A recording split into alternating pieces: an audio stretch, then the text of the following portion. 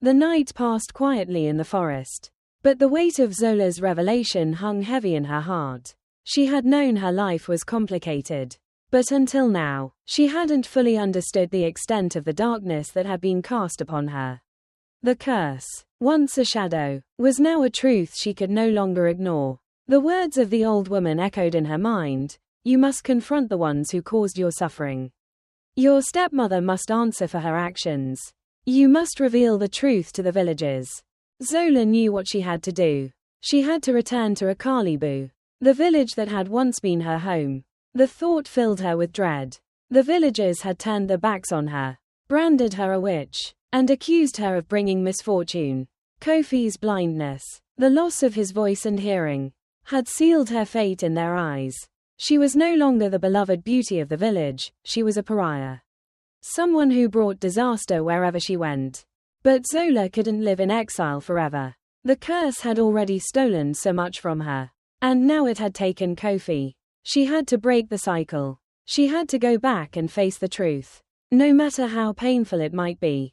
The journey back to Akalibu was long and wearying. The path seemed to stretch endlessly before her, the familiar landmarks of her childhood now feeling foreign and unwelcoming. As she walked, Zola found herself thinking of the past, the days when the village had been a place of comfort and community. The days when she had been surrounded by love and admiration. Now, it all seemed like a distant dream, shattered by a curse she had never asked for. When Zola finally reached the outskirts of Akalibu, the sun was beginning to set, casting long shadows over the land. She paused at the edge of the village, her heart pounding in her chest. She could hear the sounds of life from within, the chatter of children, the laughter of women, the calls of the men working in the fields. But there was a tension in the air, a coldness that Zola hadn't noticed before. The village was no longer a place of warmth and safety, it was a place of fear and suspicion. Zola took a deep breath and stepped forward, her footsteps hesitant but resolute. She knew the villagers would see her and know her immediately. They would whisper behind their hands, cast accusing glances, and mutter about the curse she had brought upon them. But Zola had made her decision. She had to confront the truth, even if it meant facing the wrath of the people she had once called family. As she walked through the village, she could feel the eyes of the villagers on her. Some stopped what they were doing to stare, while others quickly turned away, pretending not to notice. Zola's heart tightened in her chest, but she kept moving forward. She could not turn back now. The first stop was the elder's hut. Mama Ayana, the wise elder who had led the village for so many years, was inside, seated by the fire. When she saw Zola standing in the doorway, her expression hardened. So, the witch has returned, she said coldly. Zola didn't flinch at the harsh words. She had expected nothing less. I am not a witch, she said softly, her voice steady but filled with sorrow. I never meant for any of this to happen.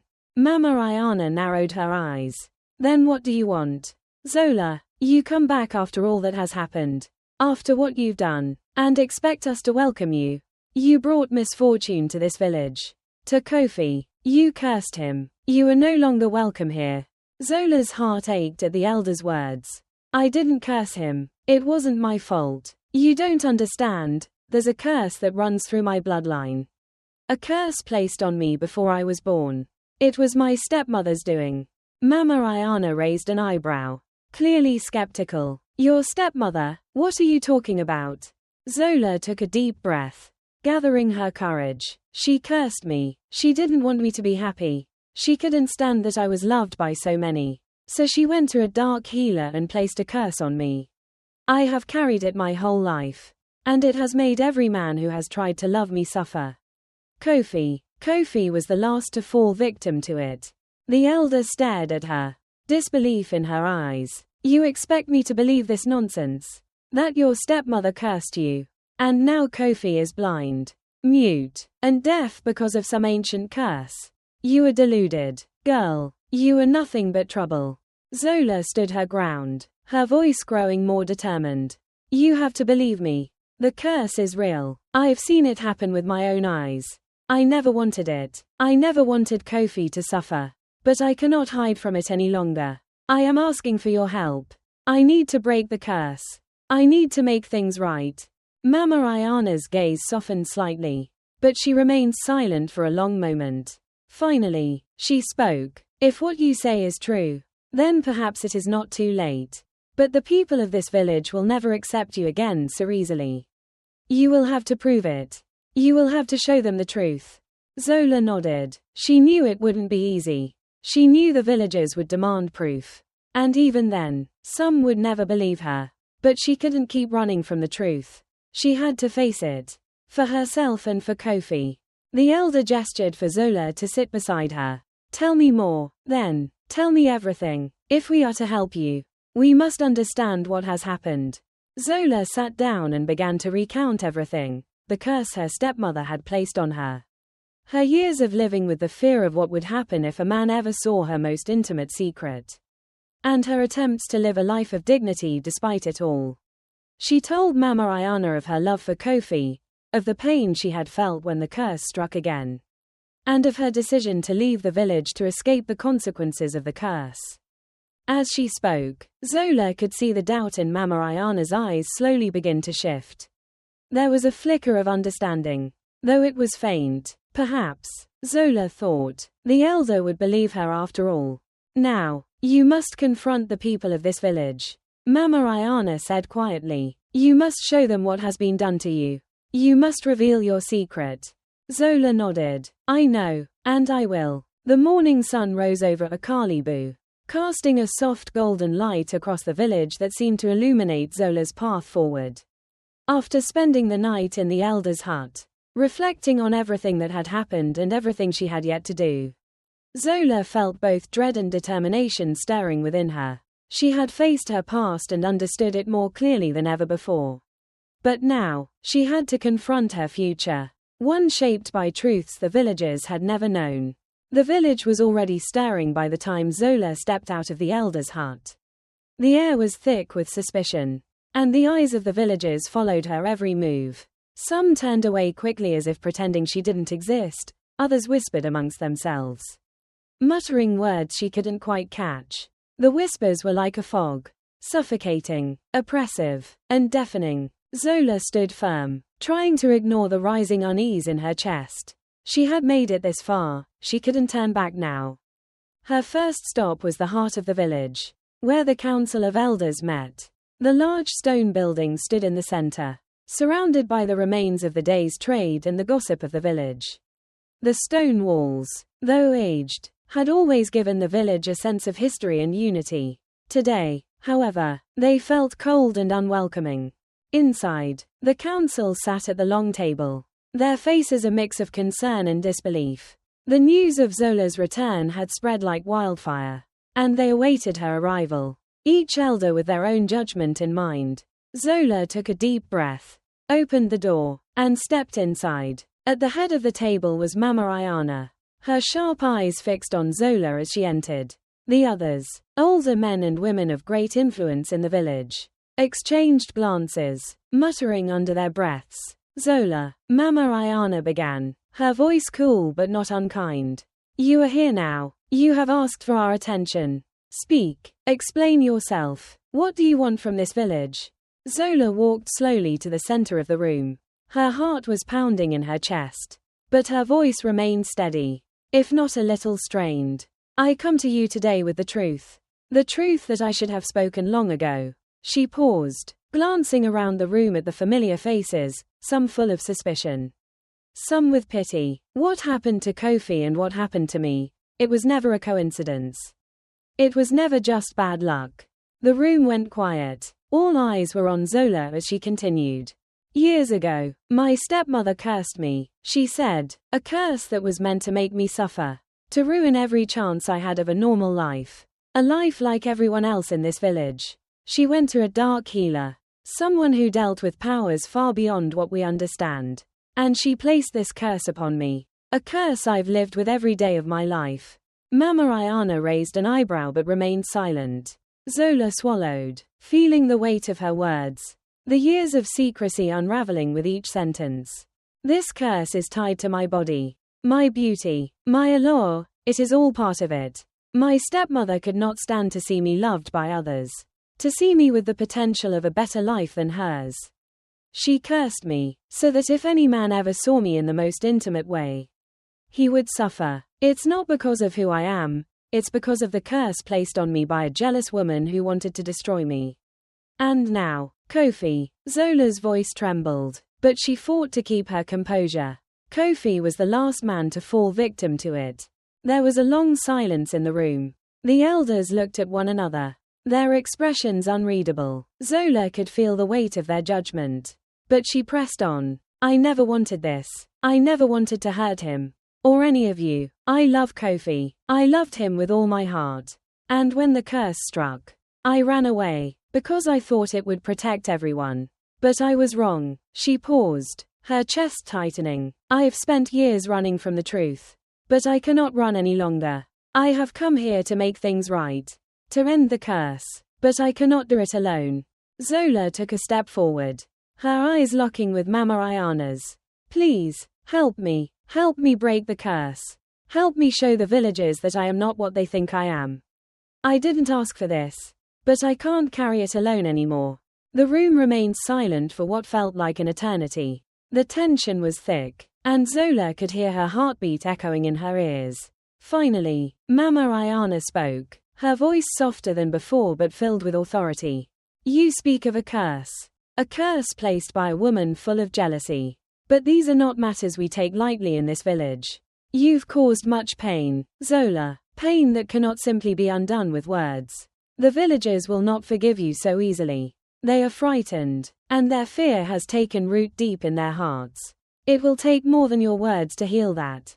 Zola nodded, her heart sinking. I understand, she said quietly, but I need to try. I can't live with the guilt anymore. And neither can Kofi. He deserves the truth. He deserves to know why this happened. Mama Ayana studied her for a long moment, her sharp gaze never leaving Zola's face. Very well, she said, but you must understand, Zola, that the path you've chosen is not one without danger. It is one that will require courage. And not everyone will stand with you. Some may see this as witchcraft, some as madness. But if you are truly committed to ending the curse, you must take responsibility for it. You must face the villagers. And you must show them your secret. Zola nodded again, her determination renewed. I will. I am ready. With Mama Ayana's reluctant blessing, Zola was allowed to gather the villagers in the square. Word spread quickly. Zola was back. And she was ready to reveal the truth. The crowd gathered slowly, murmuring amongst themselves, eyes wide with curiosity and fear. Some of them were the same people who had once admired her. And others were the ones who had condemned her. Zola stepped into the center of the square, facing the gathered villagers. She could feel the weight of their gazes upon her, their judgment, their fear. But this time, she would not run. This time, she would not hide. With her voice trembling but her resolve strong, Zola spoke again, louder this time for all to hear. I know that many of you fear me. She began. I know that you see me as the cause of misfortune, of pain, of suffering. But the truth is not what you think. I am not evil. I never wanted any of this. I am the victim of a curse. A curse that has plagued my family for generations. I never asked for it. And I never wanted to hurt any of you. But I have suffered, too. I have lived with the weight of it, carrying a secret that none of you could ever understand. The villagers remained silent, their faces a mixture of disbelief and uncertainty. Zola continued. But I am here today, asking for your forgiveness, and asking for your help. Kofi, he is the one who has suffered most of all. I cannot undo what has been done to him. But I can try to make things right. I can try to break the curse. And with your help, we can end it. But I cannot do it alone. Zola's voice cracked, but she stood tall. I know that you may never fully understand. But I ask you to trust me. To see me for who I truly am. Not the curse. Not the fear. But the woman who has always cared for this village. The silence hung in the air, thick and heavy. Finally, an elderly woman in the crowd spoke. How can we trust you? How can we believe you when so much pain has been caused? Zola's heart broke at the question. But she held her ground. I ask for nothing more than the chance to prove myself. To show you who I am. Will you let me try? The villagers exchanged uncertain glances. Murmurs rising in the crowd. Some were still frightened, others were still skeptical, but a few seemed to soften. Zola's plea hung in the air like a fragile thread.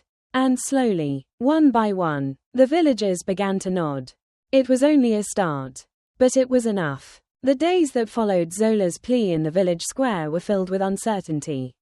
She had spoken the truth, laid bare the secret she had carried for so long, and the villagers had reacted with mixed emotions.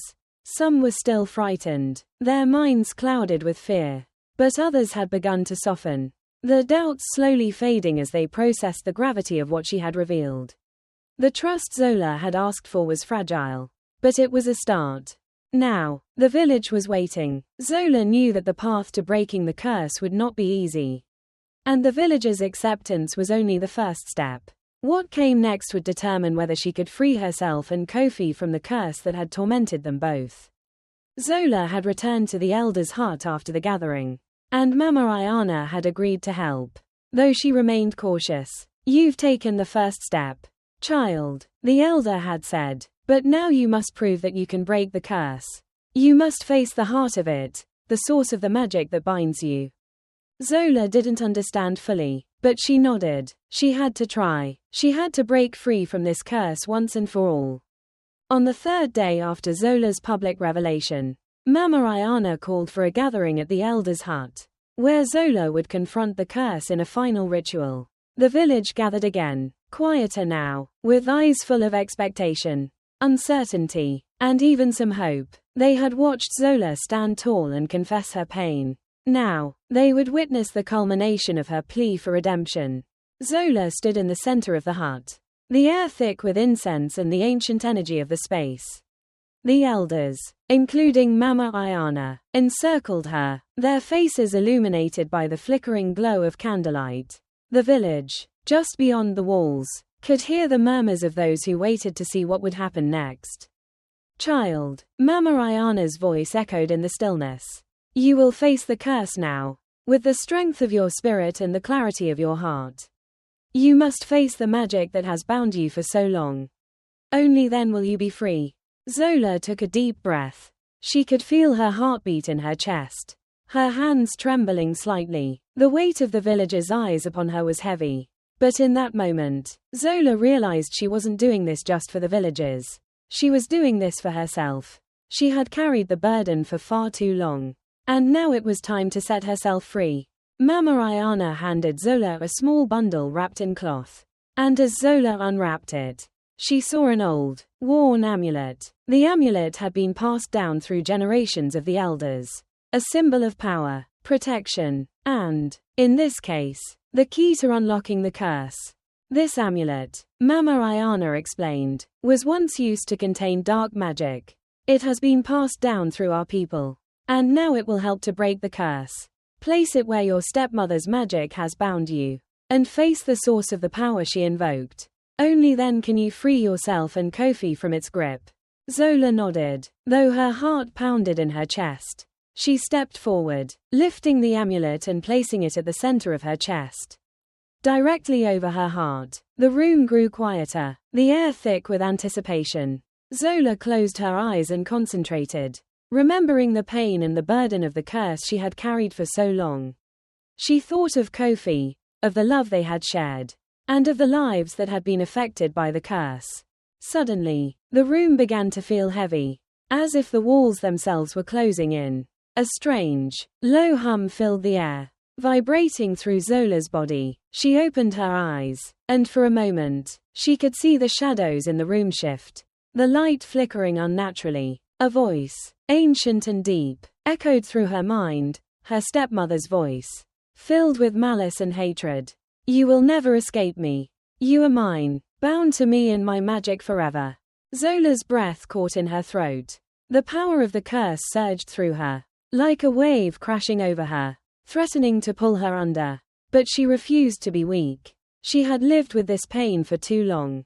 With a forceful breath, Zola cried out, "I am not yours to control. I am not a victim anymore. I am free." As she spoke the words, she felt the energy shift. The air in the room lightened.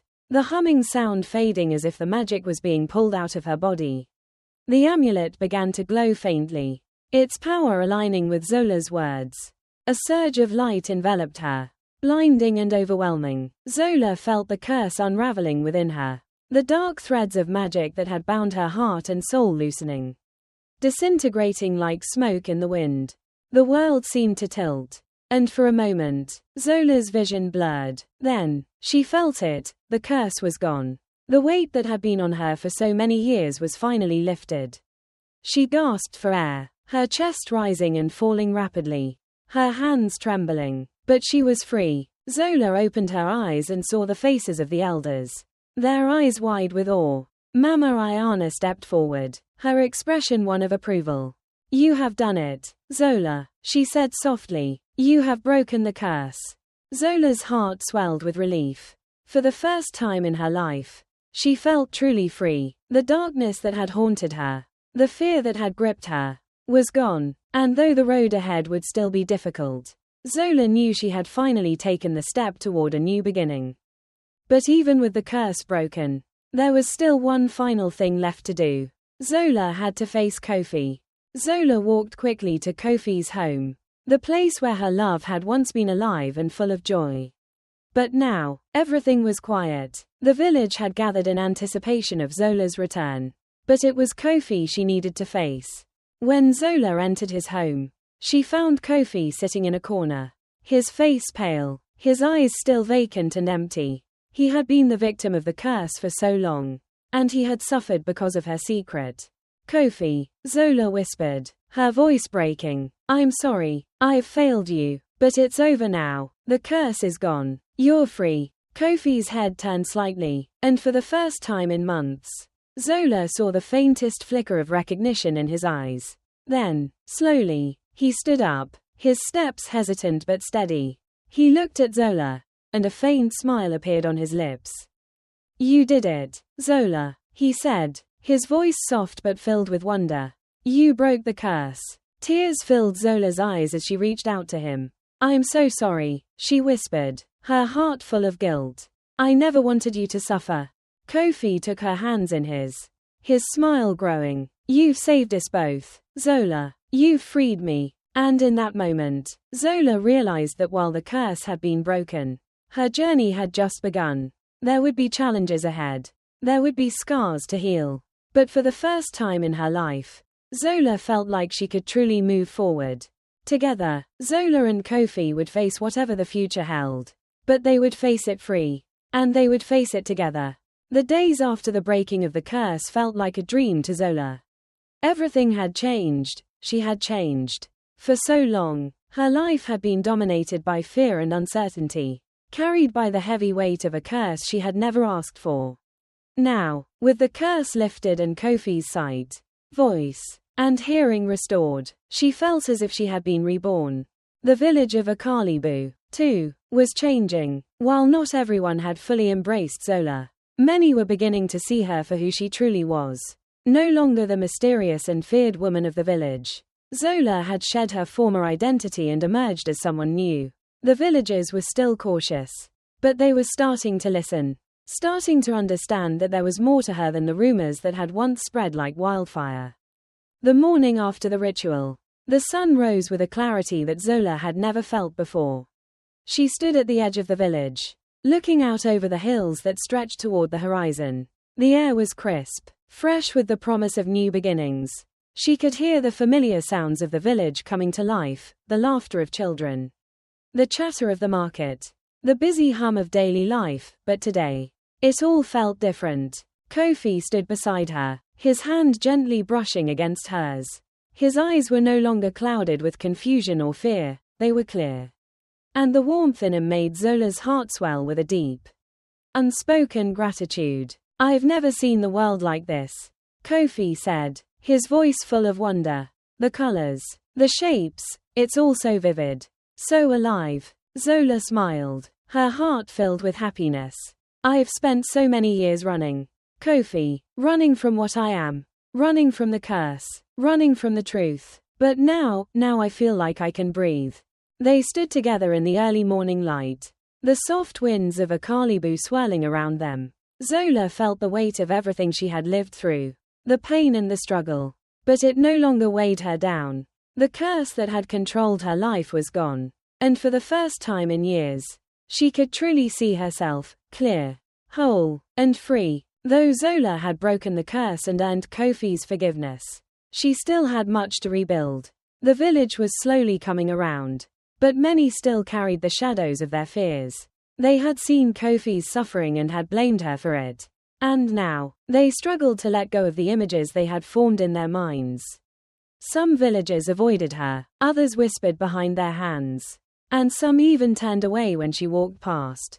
But Zola wasn't angry. She understood their fear, their mistrust. She had once been in their shoes, unable to see beyond her own pain. So, she worked to change their hearts. Little by little, she volunteered to help the elders with the crops, tended to the children, and spoke with the women who had once judged her. She knew it would take time, but she also knew that she couldn't run from her past anymore.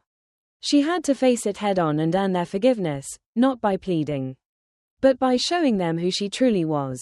One afternoon, as Zola was helping an older woman named Mama Decker carry a basket of vegetables back to her home, the woman spoke up. "You've done well, Zola," Mama Decker said, her voice soft but kind.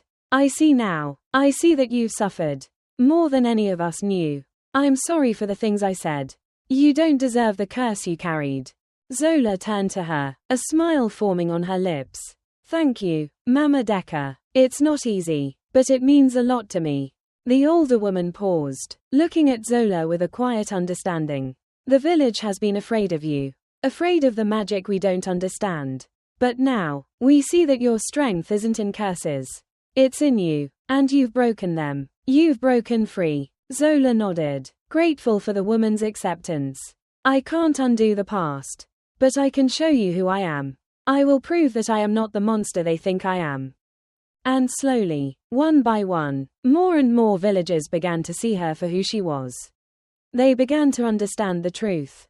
And though they couldn't erase the scars the curse had left, they could start to heal. As time passed, Zola and Kofi's relationship grew stronger. With the curse broken, their bond deepened, and the love that had once been overshadowed by fear now blossomed into something beautiful and pure. They spent their days working together, learning together, and building the future they had once only dreamed of. Kofi, who had once been robbed of his ability to see, hear, or speak, now reveled in the simplicity of life. He marveled at the sunsets that painted the sky in brilliant hues, the laughter of the children as they played in the village square, and the soft murmur of the river as it flowed by. Every day felt like a gift, and he never took a single moment for granted. Zola found peace in the small moments, the scent of fresh flowers in the morning, the sound of Kofi's laughter, the warmth of the sun on her skin. For the first time in years, she didn't have to carry the weight of her past. She was free, and with that freedom came a sense of belonging, not only in the village, but in herself. Together, Zola and Kofi built a home in the heart of Akalibu. It was simple, but it was theirs, and it was a place of warmth and love. The village began to accept them more, and they, too, found their place within the community. Though some still remembered the rumors and fear that had once surrounded Zola, most came to understand the truth, that she was not cursed. Nor was she to blame for the misfortunes that had befallen Kofi. She was a woman who had survived, who had fought for her own freedom, and who had learned to live with courage. One evening, as the village gathered for a feast to celebrate the harvest, Zola and Kofi stood side by side, watching the joy around them. The sky above them was painted in shades of orange and pink, and the laughter of children filled the air. Kofi turned to Zola, his smile warm and full of love. "We've come a long way," he said softly, "from darkness to light." Zola smiled back, her heart full. "Yes, we have, and I think this is only the beginning." As they watched the sun set over Akalibu, Zola knew that whatever the future held, she and Kofi would face it together. The curse was gone, and in its place was a future of hope, love, and endless possibilities. Months had passed since Zola had broken the curse that had controlled her life for so long. The village of Akalibu had changed. And so had she. The people who had once feared her were now beginning to see her true strength and compassion. The village that had once labeled her an outcast was slowly becoming her home again. A place where she was no longer defined by the curse she had borne, but by the resilience and kindness that had always been part of her. Zola had learned that breaking the curse was only the beginning. Healing, for both her and the village, would take time. Trust could not be rebuilt overnight. And old fears and suspicions couldn't be washed away with a single act of bravery. But every day was a new step forward. A new opportunity for Zola to prove that she was more than the whispers that had once surrounded her. Kofi, now fully healed and free from the curse, had returned to his work in the fields. He was no longer the shadow of the man he had once been, bound by the curse that had stolen his senses. He reveled in the ordinary moments, the touch of the earth between his fingers, the sound of Zola's laughter as she tended to the garden, the warmth of their home. Together, they had built a life. Zola had found peace in the small things, the meals they shared, the quiet nights by the fire, the moments of connection that hadn't been possible before. She had spent so many years running from the truth, afraid of what she might find. But now, she had embraced her past, faced her fears, and was finally living the life she had always wanted. The villagers, too, had begun to rebuild their own lives, slowly letting go of their fears. They had seen Zola's courage, her kindness, and her unwavering love for Kofi. Many had come to understand that the curse she carried was not her fault, and that she was not the witch they had once believed her to be. Zola had formed new relationships with the women of the village, helping them with their families, learning from them, and teaching them in return. She no longer kept to herself, but shared in the joys and hardships of the community. The village began to see her not as a source of fear, but as a person who had overcome unimaginable trials and emerged stronger, more compassionate, and ready to be part of the world around her. One bright morning, Zola stood at the edge of the village, staring out at the forest that had once been a place of refuge for her, but also of fear. The forest had been where she had first fled to after Kofi's blindness, the place where she had met the old woman who had helped her understand the curse. She had not visited it since that fateful day, but now, as she looked out at the towering trees, she felt a deep need to return, to honor the journey she had made and to close the chapter that had begun there. Kofi walked up beside her, his presence a steady comfort at her side. "What's on your mind?" he asked, his voice soft. Zola smiled at him, her eyes filled with gratitude. "I think it's time," she said quietly. "Time to go back to the forest, to honor the journey that started there, to remember the lessons I've learned and to thank the forces that helped me."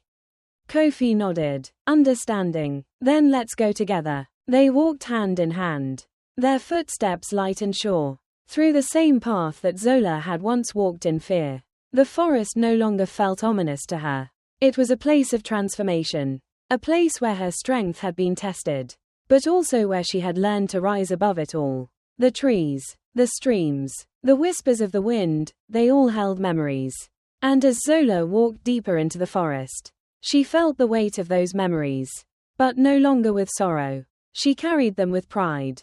At the heart of the forest, Zola found the small clearing where she had met the old woman.